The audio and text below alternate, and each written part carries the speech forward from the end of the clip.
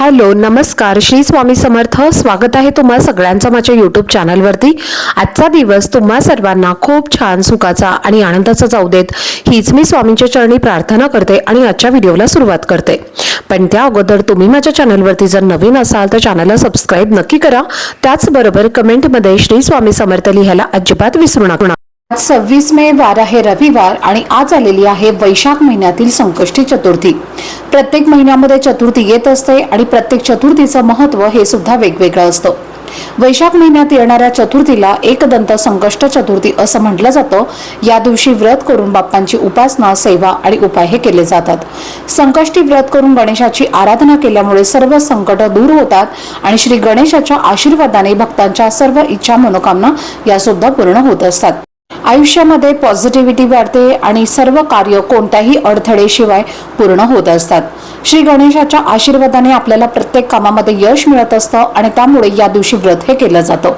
पण या व्रताचं एक शास्त्र आहे। जो व्यक्ती या चतुर्थीचं व्रत करतो त्या व्यक्तीच्या आयुष्यामध्ये अडचणी येत नाहीत।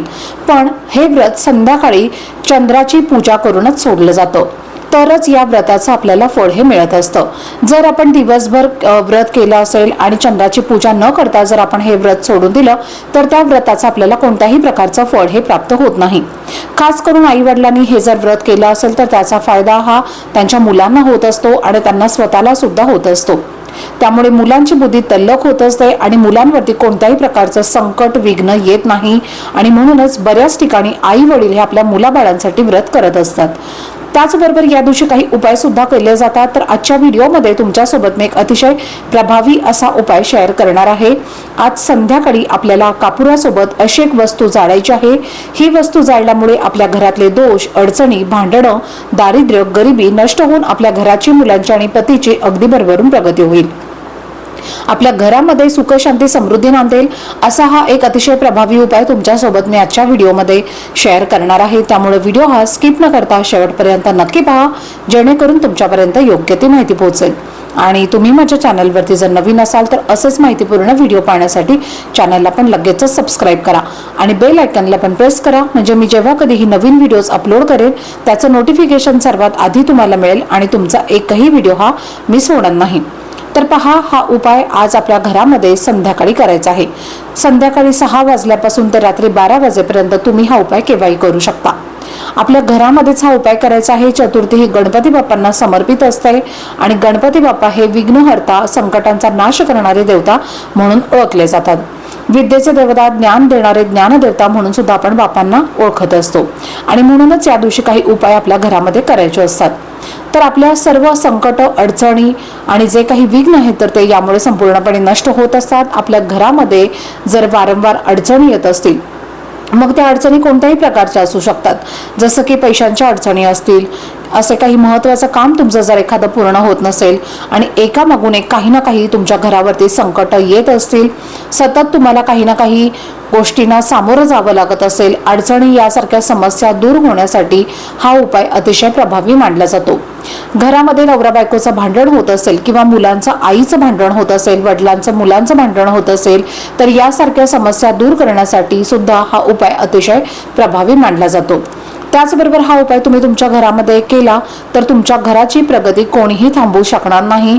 घराची, मुलांची आणि पतीची अगदी भरभरून प्रगती यामुळे होईल आणि मुलांना जर काही नजर दोष लागलेले असतील तर ते सुद्धा यामुळे दूर होतील। मुलांची सुद्धा यामुळे प्रगती होईल आणि त्यामुळे प्रत्येक महिन्यामध्ये येणाऱ्या संकष्टी चतुर्थीला तुमच्या घरामध्ये हा उपाय तुम्हाला करायचा आहे। उपाय करायला तुम्ही सुरुवात करा आणि त्याचा तुम्हाला अनुभव सुद्धा येईल, स्वतः तुम्ही अनुभव घ्याल। तर पहा, आपल्याला काय करायचं आहे, घरामध्ये कापुरासोबत अशी एक वस्तू जाळायची आहे। कापूर हा आपण पूजेमध्ये वापरतो आणि कापूर आपल्या घरामध्ये जाळल्यामुळे आपल्या घरातले वास्तुदोष, पितृदोष किंवा आपल्या घरामध्ये इतर काही जर दोष असतील तर ते सुद्धा यामुळे संपूर्णपणे दूर होत असतात।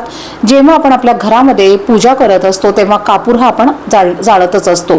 जेणेकरून आपल्या घरामध्ये हा कापूर जाळल्यामुळे घरातले जे दोष आहेत तर ते नष्ट होतात. आपल्या घराला काही दोष लागलेले असतील, आपल्या घरामध्ये अडचणी येत असतील, भांडणं होत असतील, आजारपणं, गरिबी, दारिद्र्य ह्यासारख्या गोष्टी आपल्या घराला दोष लागल्यामुळे निर्माण होत असतात आणि त्यामुळे घराची किंवा कुटुंबाची आणि मुलांची प्रगती होत नाही. आणि म्हणूनच आपल्याला चतुर्थीच्या दिवशी ही वस्तू आपल्या घरामध्ये जाळायची आहे आणि त्यामुळे आपल्या घरातले सर्व दोष, अडचणी या नष्ट होतील. आता तुम्हाला असं वाटत असेल की आमच्या घरामध्ये कुठल्याही प्रकारचे दोष नाहीत. मग आता तुमच्या घरामध्ये दोष नसतील तर तुम्हाला हा उपाय तरी सुद्धा करायचा आहे. तर पहा, प्रत्येक घरामध्ये थोडेफार प्रमाणामध्ये दोष असतातच.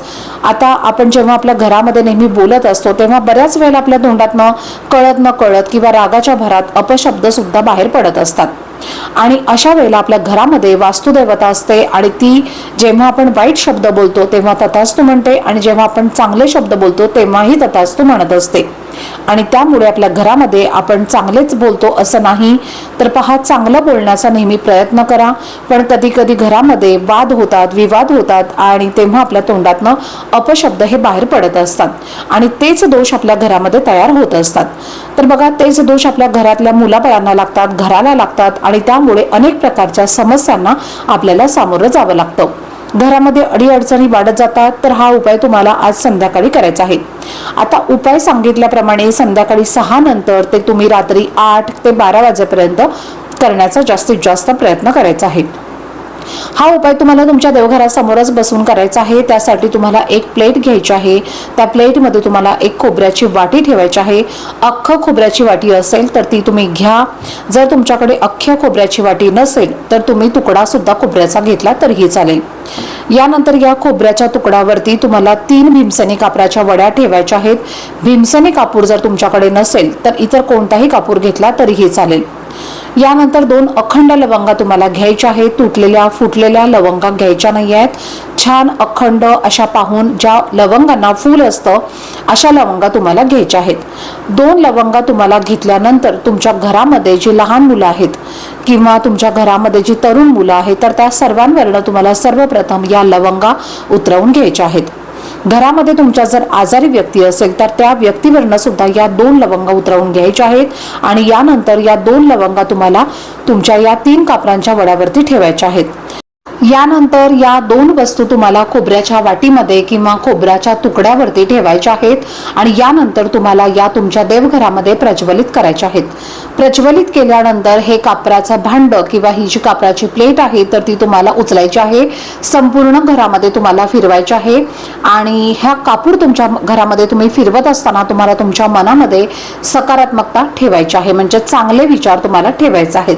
आता मी हा उपाय केला आहे आणि हा उपाय केल्यामुळे माझ्या घरातले सर्व दोष हे नष्ट झालेले आहेत. माझ्या घरामध्ये सर्व काही चांगलं होणार आहे. माझ्या घरामध्ये सुख, शांती, समृद्धी, पैसा हा टिकून राहणार आहे असं तुम्हाला एक पॉझिटिव्ह थॉट म्हणजे सकारात्मक तुम्हाला विचार हे तुमच्या मनामध्ये ठेवायचे आहेत. उपाय करत असताना तुम्हाला तुमच्या मनामध्ये ओम गण गणपतये नमः या मंत्राचा जप करायचा आहे किंवा तुम्हाला बाप्पांचा जो काही मंत्र येतो तो सुद्धा तुम्ही म्हणू शकता. हे भांड तुम्हाला तुमच्या संपूर्ण घरामध्ये फिरवायचं आहे आणि त्यानंतर घराच्या मुख्य प्रवेशद्वारावरती नेऊन तुम्हाला ठेवायचं आहे. तुमच्या घराच्या मुख्य प्रवेशद्वाराच्या उंबरठ्यावरती मधोमध सुद्धा तुम्ही हे भांड ठेवलं तरीही चालेल. हा कापूर आणि लवंगा जोपर्यंत जळत आहे तोपर्यंत तुम्हाला हे प्रवेशद्वारावरती ठेवायचं आहे. उपाय करत असताना घराचा मुख्य प्रवेश दरवाजा हा तुम्हाला उघडून ठेवायचा आहे आपल्या घरामध्ये. त्यामुळे एक सकारात्मकता म्हणजे पॉझिटिव्हिटी येईल, जेणेकरून आपल्या घरामध्ये सुख, शांती, समृद्धी, पैसा येईल आणि अशा पद्धतीने तुम्हाला हा उपाय करायचा आहे. आता तो खोबऱ्याचा तुकडा तुम्ही जो घेतलेला आहे किंवा खोबऱ्याची वाटी जी तुम्ही घेतलेली आहे तर त्याचं काय करायचं आहे, उपाय करून झाल्यानंतर परत तो तुम्हाला वापरायचा नाही आहे. उपाय करून झाला की लगेचच तुम्हाला हे डस्टबिन मध्ये टाकून द्यायचं आहे. मुलांच्या हातात देऊ नका, त्याचं सेवन तुम्हाला करायचं नाही आहे. तर या गोष्टींची तुम्हाला विशेष काळजी सुद्धा घ्यायची आहे, कारण यामध्ये तुमच्या घरामधली, तुमच्या घरातल्या व्यक्तींची नकारात्मकता ही समाविष्ट झालेली असते आणि म्हणूनच आपण आपल्या घरामधनं नकारात्मकता आपल्या घराच्या बाहेर काढायची आहे. तर हा खोबऱ्याचा तुकडा किंवा खोबऱ्याची वाटी तुम्ही डस्टबिन मध्ये किंवा तुमच्या घराच्या बाहेर सुद्धा तुम्ही फेकून देऊ शकता। तर अशा पद्धतीने अतिशय प्रभावी असा हा उपाय तुम्हाला आवर्जून तुमच्या घरामध्ये आज करायचा आहे। तर चला, झालेली सेवा ही मी बापांच्या चरणी समर्पित करते। आजचा व्हिडिओ जर तुम्हाला आवडला असेल, माहितीपूर्ण वाटला असेल तर व्हिडिओला जास्तीत जास्त लाईक, शेअर आणि चॅनलला सबस्क्राईब नक्की करा। भेटूयात पुढच्या व्हिडिओमध्ये, तोपर्यंत सर्वांना श्री स्वामी समर्थ।